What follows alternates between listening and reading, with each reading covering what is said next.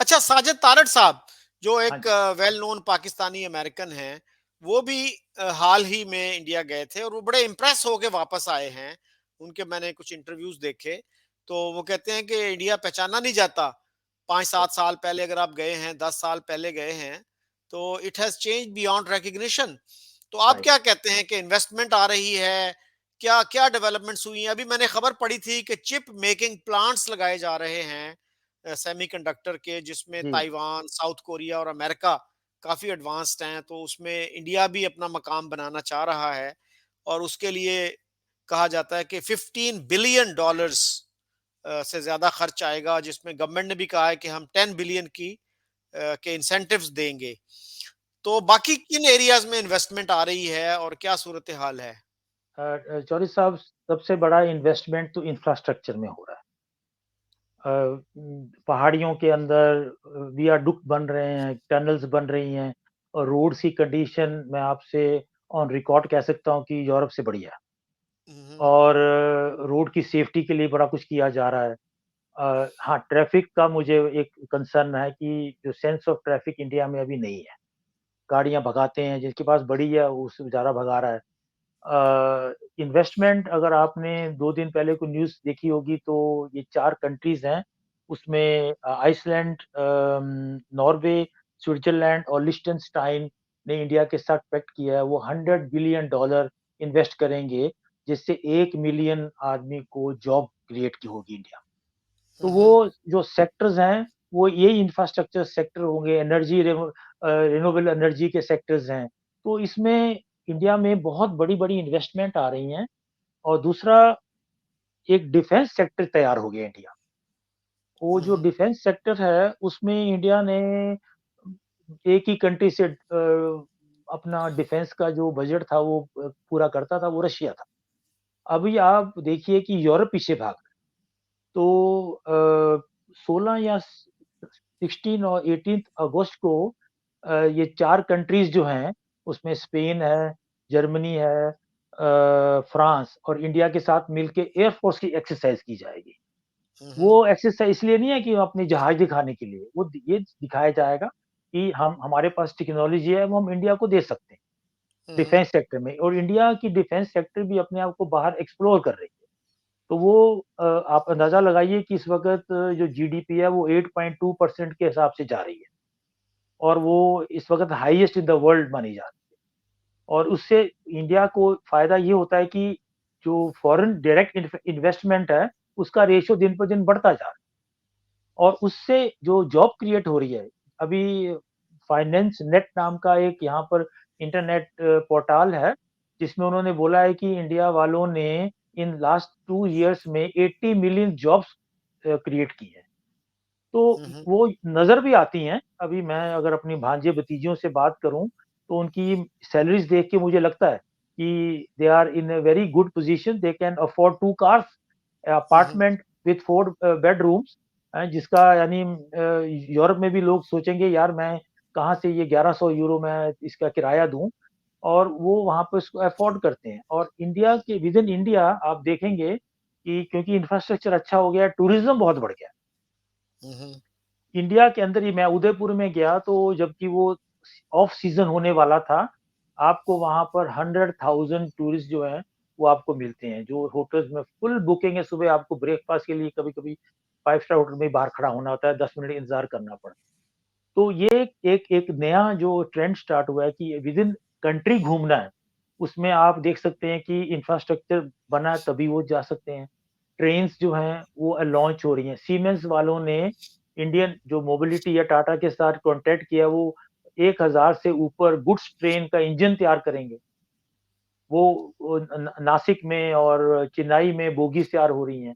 तो आप इन्वेस्टमेंट के हिसाब से देखते जाएँ तो वेस्टर्न की जितनी कंपनीज़ हैं, चाहे वो बॉश है, ज़ेडएफ है, या माले है, जर्मन की हैं, आप स्वीडन की कंपनीज़ जो वहाँ पर किसी ज़माने में अपना टेक्नोलॉजी ट्रांसफ़र नहीं करती थी, वो जा रही हैं। डेनमार्क में जो जब मोदी साहब लास्ट टाइम आए थे, 4 कंट्री से मिल के गए हैं, उसके रिज़ल्ट नज़र आ रहे हैं।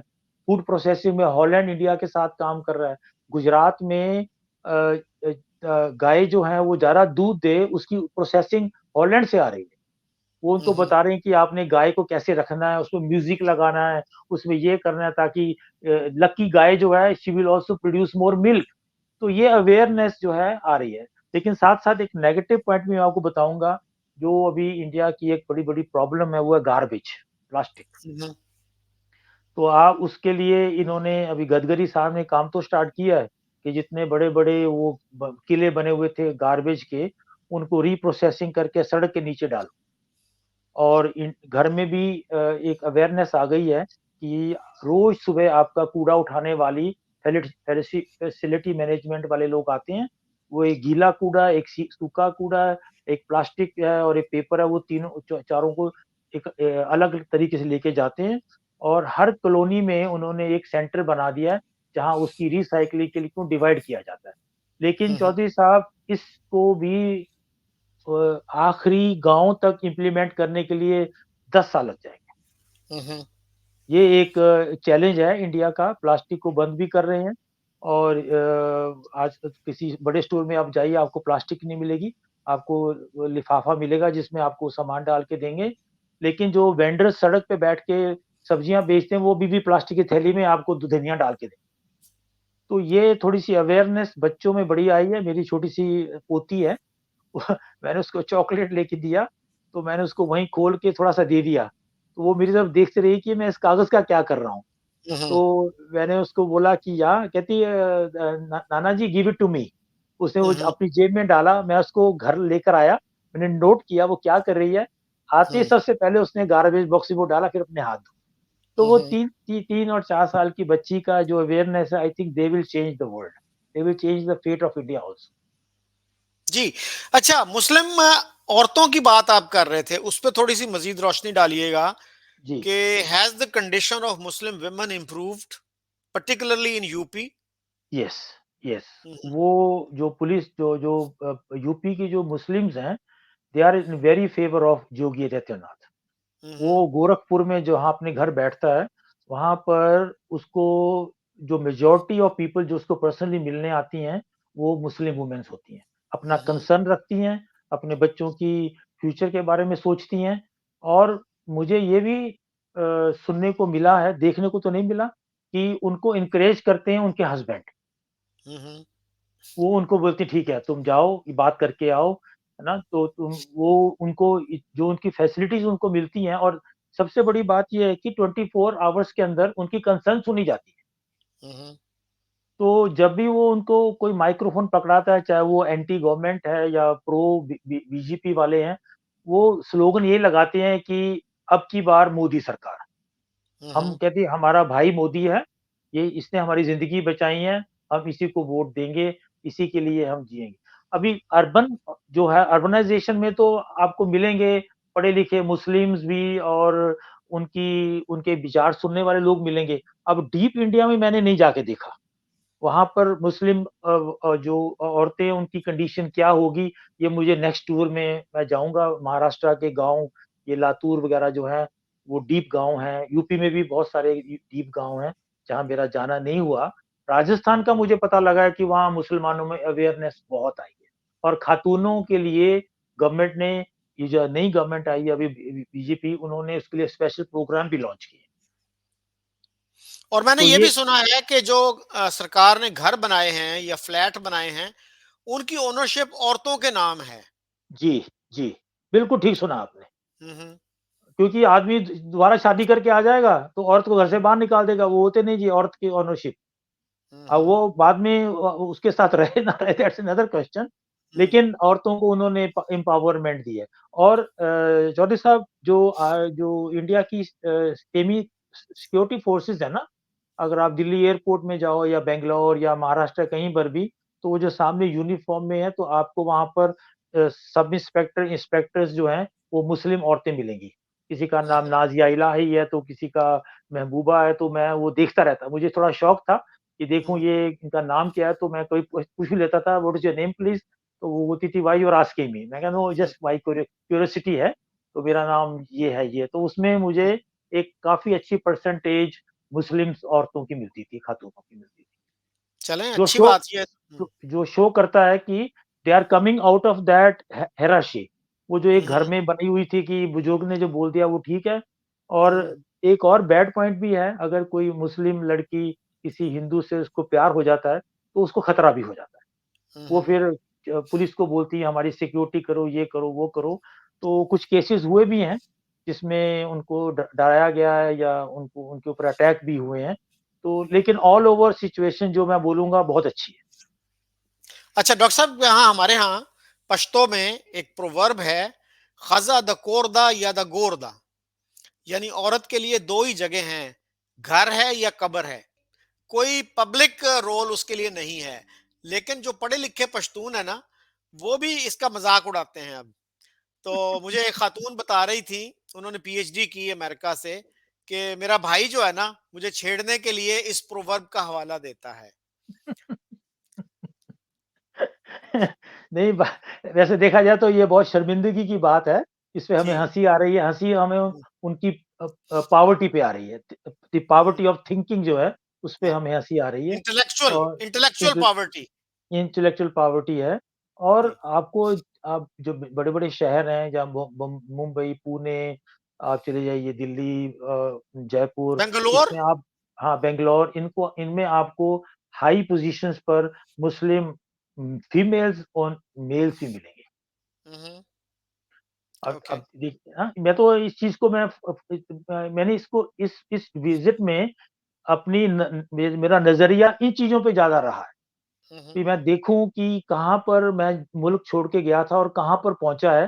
जैसे साजिद साहब ने बोला है कि it is beyond expectation for me also to hmm, recognize the country's development. तो मुझे जब मैं वापस आया तो मुझे जेलसी फ़ील हो रही थी कि हुँ, हम हुँ, यूरोप में इंडिया से बैकवर्ड होते जा रहे हैं।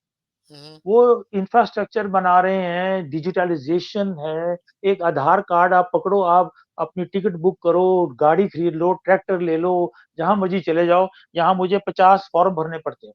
अगर मैं इंश्योरेंस का मुझे काम है तो मुझे 30 3-3 बार टेलीफ़ोन करना पड़ेगा। वहाँ एक ही काम है, आप वो दिखा के सब का सब आपका काम होता जाता है। डिजिटलाइज़ेशन में I think India is round about 10 years ahead Europe. हुँ, हुँ। हाँ, वो जिसको कहते हैं डिजिटल पेमेंट्स का, कि जी, जो यू छोटे-छोटे जो हॉकर्स भी हैं, जो बाहर गली में ठेला लगा के बैठे हैं, उनके पास भी ये फैसिलिटी है। इज़ बिल्कुल दैट है, करेक्ट? बिल्कुल, हुँ, हुँ, 100%। हुँ, मैं पान वाले के पास जो एक सिगरेट बेचता है, वो भी उसने भी यूपीआई का लगाया हुआ है। जब आप उसको हुँ, पैसे देते हो तो वो इशारा नीचे करता है, इधर देख भई, इधर कुछ कर ले, है हुँ, ना? हुँ, मुझे पैसे देने की ज़रूरत नहीं है। हुँ, जो हॉकर्स हैं, जो टमाटर लेके वो रेहड़ी पे 4 पे लेके आते हैं, थोड़ी मॉडर्न बन गई हैं रेहड़ियाँ उनकी, तो वो हुँ, उसने भी वो लगा रखा है। तो हुँ, उसके हुँ, ऊपर आप पेमेंट कीजिए। बाल काटने वाला, आप उसको बार्बर को पैसे देने की ज़रूरत ही नहीं है। हुँ। ये मैंने अपनी आँखों से देखा है। मैंने एक इंडियन का इंटरव्यू देखा जो पाकिस्तान आया, तो उसने कहा कि मुझे यहाँ सबसे बड़ा प्रॉब्लम ये हुआ कि मुझे कैश कैरी करना पड़ा। इंडिया में हम कैश कैरी नहीं करते। नहीं, नहीं, नहीं, जी। कैश नहीं किया। जी, हुँ, मैंने भी कैश बहुत कम कैरी किया है। 2-3 मुझे प्रॉब्लम्स तो हुई। वहाँ पर जो हुँ, लोकल एटीएम्स हैं, हुँ, वो उनकी सर्टिफ़िकेशन यूरोप में नहीं हुई हुई है। तो वहाँ मेरा जो मास्टर कार्ड मेरा नहीं चल रहा था। तो हुँ, फिर हुँ, उन्होंने मुझे बोला वी आर वेरी सॉरी, तो लेकिन आप ये 7 एटीएम से जाके पैसे ले सकते हैं, या फिर आप कल आके दे दीजिए। यानी इतना वो ट्रस्ट है उनमें कि ये कस्टमर जो है भाग के नहीं जाएगा। ये नहीं कि मुझे हुँ, अपना पासपोर्ट वहाँ रखना पड़ा और बोला कि नहीं जी अब मैं कल आऊँगा। नहीं, नहीं कहते no problem, you come any time, you hmm, you can take your all the item with you ना। और टैक्सी ड्राइवर जितने भी हैं, सब ने वो अपने रखे हुए हैं एटीएम।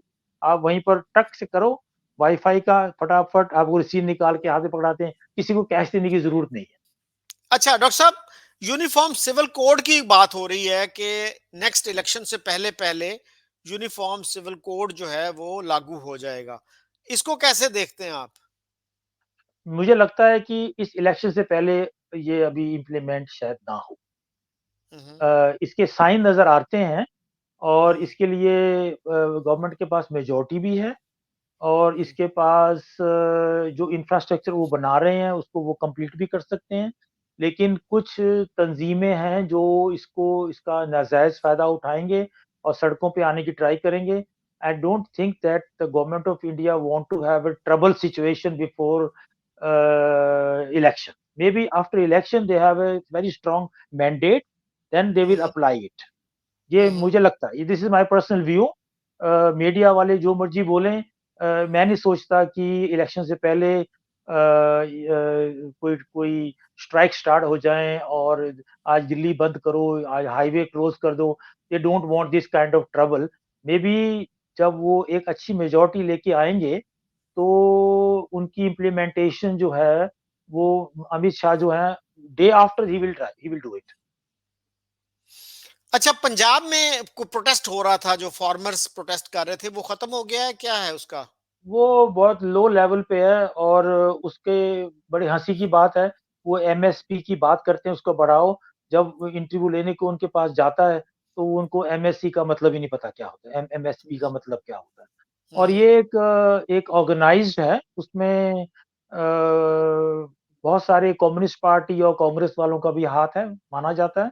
और इसका मैं गवाह भी हूँ कि मेरे 2 कज़न भी होशियारपुर से आए थे, तो वो कहते हैं हमने 35-35 हज़ार रुपया लिया और 1 हफ्ता बैठे रहे, खाना-पाना खाए चले गए।